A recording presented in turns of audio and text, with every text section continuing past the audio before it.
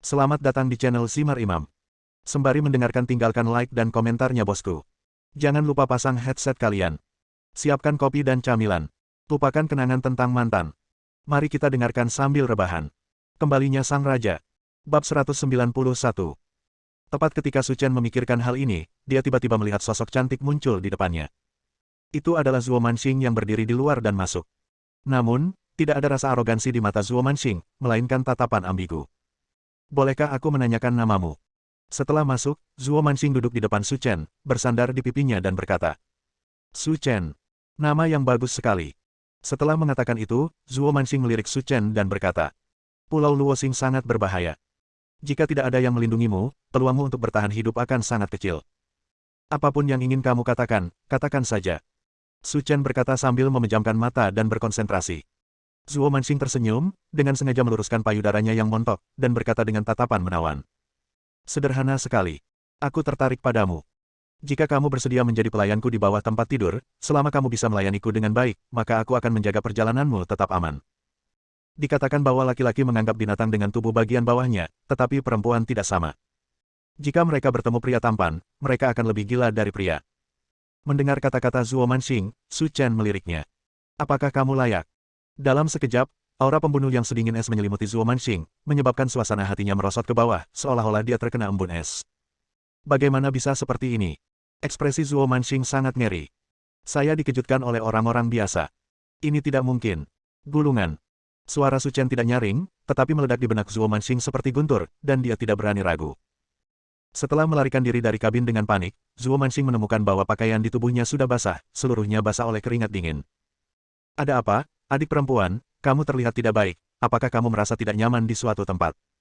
Melihat Zuo Manxing, Hong Zanpeng bertanya. Tidak apa-apa. Zuo Manxing berkata dengan cepat. Orang tua itu sedang menghisap pipanya dan mengemudikan perahu, dan bertanya dengan santai. Kalian berdua, apakah menurutmu adik laki-laki itu, yang menolak mendengarkan nasihat dan bersikeras pergi ke Pulau Luosing, akan menjadi seperti master penyendiri di serial TV? Kamu terlalu banyak menonton serial TV. Hong Zanpeng mengejek. Dalam kehidupan nyata, orang yang paling berkuasa adalah orang-orang seperti kita, dan anak itu mungkin hanya mengetahui keterampilan kucing berkaki tiga, jadi dia ingin pergi ke Pulau Luosing untuk mencari kebahagiaan. Haha, dialah orangnya. Menderita saat itu. Itu benar. Orang tua itu menghela nafas dan berkata, akan sangat disayangkan jika pemuda tampan seperti itu meninggal di Pulau Luosing. Haha, dia yang menanggung semuanya sendiri, dia tidak bisa menyalahkan orang lain. Sekitar 1 jam kemudian, Anda bisa melihat bayangan pulau-pulau tak jauh di depan, besar dan kecil, tersebar di laut. Orang tua, ada begitu banyak pulau di depan kita, yang mana Pulau Luosing bertanya. Abadi, pernahkah kamu melihat yang memiliki kabut paling tebal di depannya? Itu Pulau Luosing. Melihat pemandangan yang diselimuti kabut di depannya, Hong Zanpeng tersenyum dan berkata, sungguh misterius di antara awan dan kabut. Tentu saja, kalau tidak, kita tidak akan membicarakan kejahatan. Orang tua itu memperlihatkan gigi kuningnya yang besar dan berkata, sudah kubilang, untuk pelaut tua sepertiku, jika itu orang lain, mereka pasti akan tersesat jika memasuki kabut, dan itu akan sangat jahat. Haha, kalau begitu, ayo kita mulai perahunya secepatnya. Aku tidak sabar menunggu lebih lama lagi. Saat perahu berlayar menuju kabut, kecepatannya perlahan melambat. Setelah berkendara lebih dari setengah jam, perlahan-lahan kami melihat gambaran keseluruhan Pulau Luosing. Di antara pulau-pulau tersebut, Pulau Luosing tidaklah besar, dan sebagian besar pulau ditutupi dengan vegetasi hijau, memberikan perasaan seperti kembali ke hutan purba. Kita sudah selesai, kita sudah sampai di Falling Star Island, kata lelaki tua itu. Melihat Pulau Luosing, Hong Zanpeng sangat bersemangat, dan Zuo Manxing juga keluar dari perasaan tertekannya, sepertinya dia akan memamerkan bakatnya. Tunggu kami di luar kabut. Pulau ini sangat kecil dan mungkin tidak banyak orang kuat di dalamnya. Kami akan keluar paling lama 1 jam. Oke, orang tua itu berkata sambil tersenyum. Aku akan menunggumu di luar kabut ini. Setelah mengatakan itu, lelaki tua itu berlayar pergi, sementara Su Chen dan 3 lainnya menuju ke area tengah Pulau Luosing. Menurut koordinat yang dikirimkan tentara salib, lokasi batu bintang 7 berada di kawasan tengah Pulau Luosing. Setelah turun dari kapal, Hong Zanpeng dan Zuo Manxing melangkah maju tanpa niat untuk pergi bersama Su Chen. Terutama Zuo Manxing, dia berharap Su Chen mati di sini. Namun, sebelum mereka pergi jauh, mereka bertiga menemukan ada langkah kaki di pepohonan di depan. Kemudian, lebih dari 20 orang terlihat berjalan keluar dari hutan. Kedua pemimpin itu berkulit gelap, tubuhnya ditutupi tato aneh, ada 2 bulu di kepala, wajah mereka dicat-cat minyak, tubuh bagian bawah mereka mengenakan celana linen, dan mereka berjalan di depan mereka dengan telanjang kaki. Itu sangat aneh. Ada juga tali di tangan mereka, dan ada lebih dari selusin orang yang diikat ke tali, baik pria maupun wanita, dan pakaian mereka lebih biasa. Mereka semua terlihat seperti berusia 20-an, berpakaian modis, dan beberapa orang-orang bahkan membawa tas sekolah, seperti turis di sini. Siapa kamu, dan apa yang kamu lakukan di sini untuk menangkap kami? Ayo cepat pergi, atau kita akan memanggil polisi. Ini adalah masyarakat yang diatur oleh hukum. Kamu sebenarnya berani melakukan hal-hal seperti penculikan. Apa kamu tidak ingin hidup? Kamu mempersembahkan upeti kepada surga, bagaimana aku bisa melepaskanmu? Kata salah satu penduduk asli. Penghargaan untuk surga. Benar, jadi kamu harus menyimpan kekuatanmu, kalau tidak aku akan membunuhmu sekarang juga. Mendengar teriakan dan makian sekelompok orang, Su Chen pun mengerti apa yang sedang terjadi. Siapa kamu? Tepat ketika pria dan wanita itu terus berteriak, kedua orang yang berpakaian seperti penduduk asli itu segera melihat Su Chen dan yang lainnya dan berteriak. Tentu saja saya akan menangani orang-orang Anda, kata Hong Zanpeng sambil tersenyum.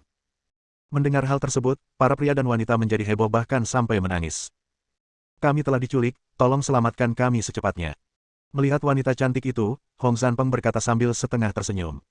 Tidak apa-apa menyelamatkanmu, tapi kami bukan saudara atau teman. Jika kamu memintaku untuk menyelamatkanmu, kamu harus memberiku beberapa keuntungan. Kami bisa memberimu uang. Maaf, saya tidak kekurangan uang.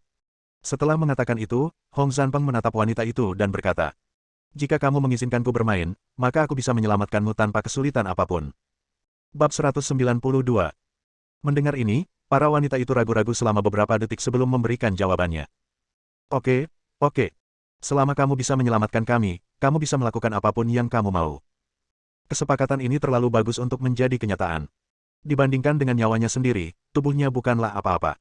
Bagaimanapun, saya dipermainkan oleh pacar saya secara gratis ketika saya kembali. Sekarang saya memiliki kesempatan untuk mencicipi orang lain, yang juga merupakan pilihan yang bagus. Baiklah, karena kalian semua setuju, maka saya akan menyelamatkan kalian semua.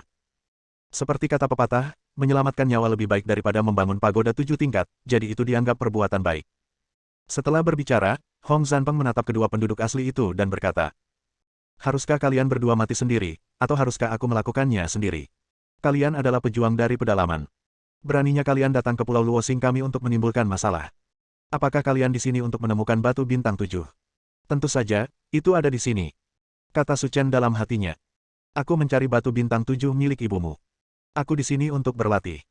Terus terang, aku di sini untuk berlatih bersamamu. Setelah mendengarkan perkataan Hong Zanpeng, semua wanita yang ditangkap tercengang. Sangat tampan, sangat jantan. Latihlah keahlianmu. Ini adalah pusat ilmu sihir dan sekte Gu. Beraninya kamu datang ke sini tanpa izin. Kamu mencari kematian. Hehe.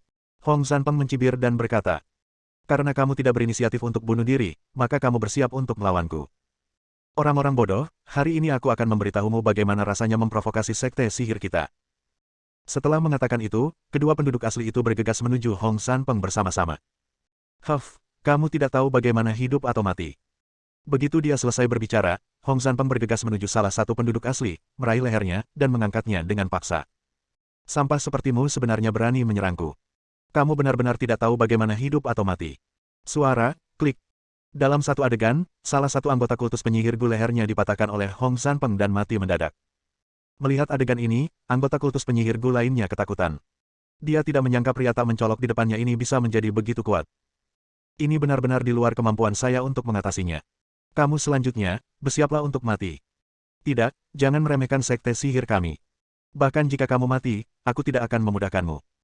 Setelah mengatakan itu, anggota kultus penyihir Gu mengeluarkan serangkaian jeritan aneh, dan kemudian melihat reptil hitam yang tak terhitung jumlahnya merangkak menuju Hong Zanpeng. Laba-laba, kalajengking, ular berbisa. Singkatnya, semua hal beracun yang Anda pikirkan dapat dilihat di sini. Para wanita yang diculik berteriak tak terkendali. Lihat apa itu? Haha. Hong Zanpeng mencibir dan berkata, jangan takut, ini hanya serangga kecil. Setelah berbicara, Hong Zanpeng meninju tanah.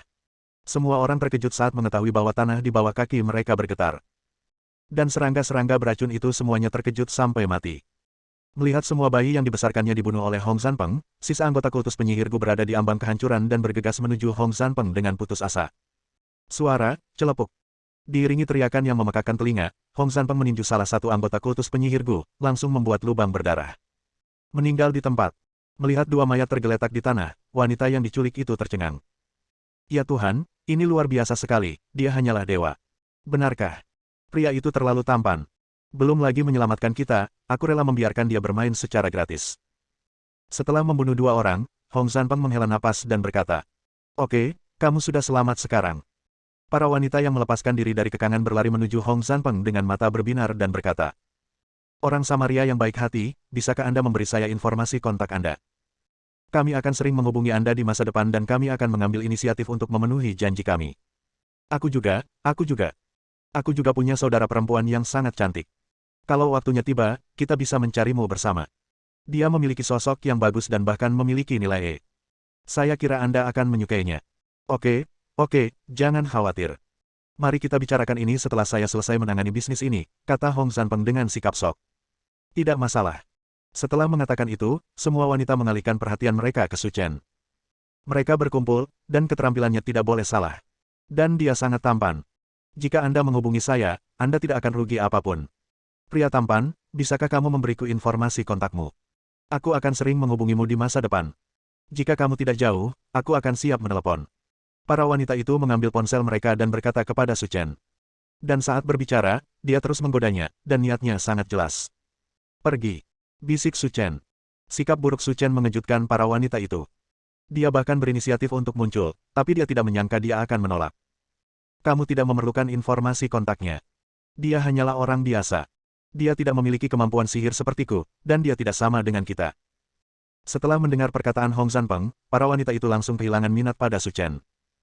Selain sikap buruk Su Chen sebelumnya, mereka semua memasang ekspresi jijik dan bergumam pada diri mereka sendiri. "Bukankah hanya karena dia terlihat lebih tampan? Kamu berpura-pura menjadi apa? Saya pikir dia juga memiliki keterampilan yang hebat, tapi saya tidak menyangka dia hanya orang biasa. Itu hanya menyia-nyiakan perasaan saya."